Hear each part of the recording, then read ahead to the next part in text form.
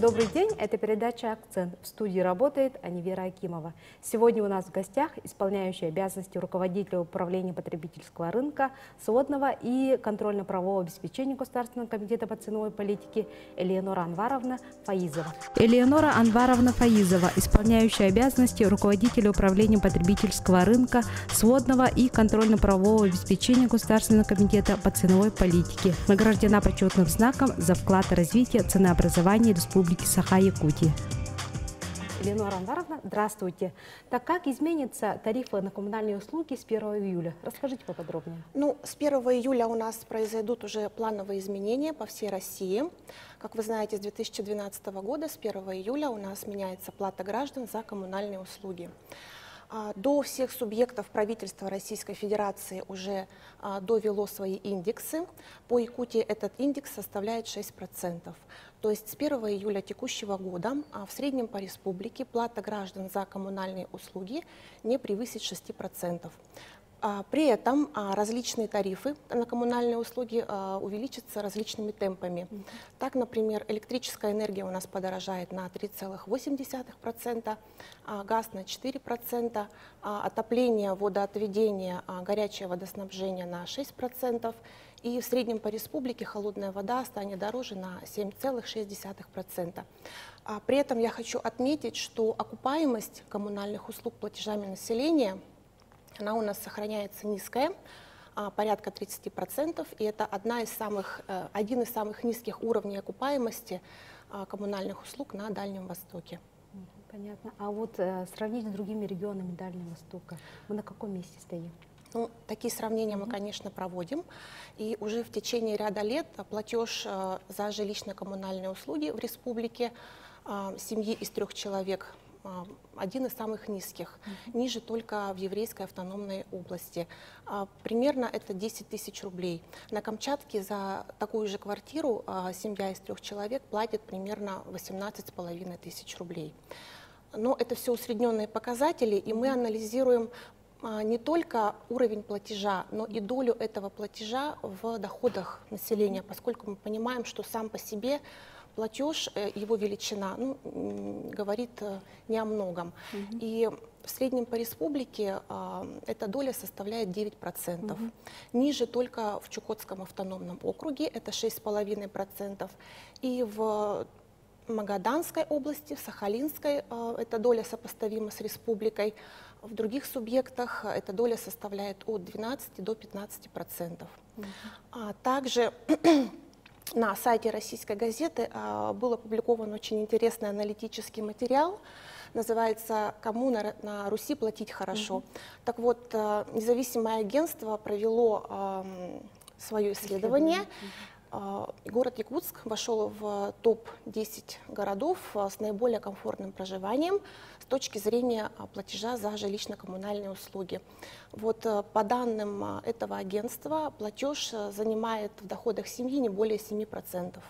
Это данные независимого аналитического агентства. И мы еще сравнивали такие платежи республики и в других странах, что очень интересно. В таких богатых странах, как Саудовская Аравия, Швейцария, этот платеж составляет 3-4% в доходах семьи. В среднем в Европе от 12 до 16%. В Австралии, в Англии порядка 20-20%. То есть вот такой большой разброс. Но в республике это 9% в среднем в доходах семьи.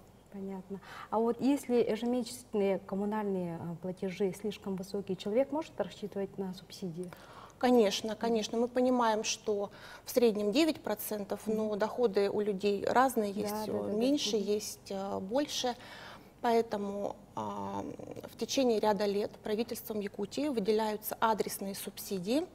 На них могут рассчитывать все граждане, у которых платеж за жилищно-коммунальные услуги в совокупном доходе семьи составляет 15 и более процентов.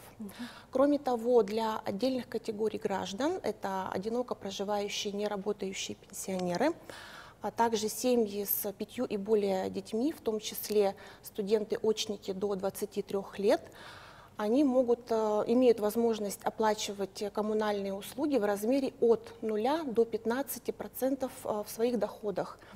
Более детально можно посчитать в агентстве субсидий. Все это производится, конечно, индивидуально, в зависимости от уровня дохода и от уровня месячного платежа за жилищно-коммунальные услуги. Но меры поддержки, конечно, оказываются. Допустим, если я ежемесячно оплачиваю коммунальные услуги где-то в районе 7-8 тысяч, то субсидия примерно сколько будет? А у вас доход какой? То есть, если это ниже 15%, то вы не имеете права на субсидию. Если в 7-8 тысяч это составляет, предположим, 20%, то нужно посмотреть. Ну, если я, допустим, получаю где-то 20 тысяч рублей в месяц. 20 тысяч рублей, тогда 7-8 тысяч это примерно половина. То есть 35% по нормативной площади, это 18 квадратов на человека и плюс 9 квадратов на семью. В пределах нормативной площади вам доплатят вот эти 35%. Хорошо. Элеонора Анваровна, а вообще почему вот повышаются коммунальные услуги? Ну, факторов на самом деле много. То есть здесь и основное, конечно, это и топливо, транспортные затраты, логистическая схема, общие инфляционные процессы. Потом на уровень тарифа влияет и затраты, и объем потребления. То есть если объем потребления маленький, а затраты большие, то, соответственно, тариф будет соответствующий. Здесь много факторов на самом деле. Хорошо. А вот с 1 июля для дальневосточных предприятий тарифы должны снизиться в 2 раза, да? Ну, вы имеете в виду механизм выравнивания на электрическую энергию. Это было связано с тем, что мы понимаем, тарифы невысокие, и этот вопрос правительством республики ставился достаточно давно. С 2009 года уже было первое поручение Путина о решении этой проблемы. И в декабре прошлого года подписан закон о внесении изменений в закон об электроэнергетике, в соответствии с которым тарифы для прочих потребителей, то есть это не только предприниматели, это и крупные промышленные потребители, и бюджетная сфера, ЖКХ, они получат тариф, который будет ниже действующего. На сегодняшний день все подзаконные акты уже разработаны, находятся на стадии утверждения. То есть механизм, порядок, сроки, это все уже проработано. Но сам базовый тариф, до которого мы будем снижать действующий, пока еще до субъектов не доведен.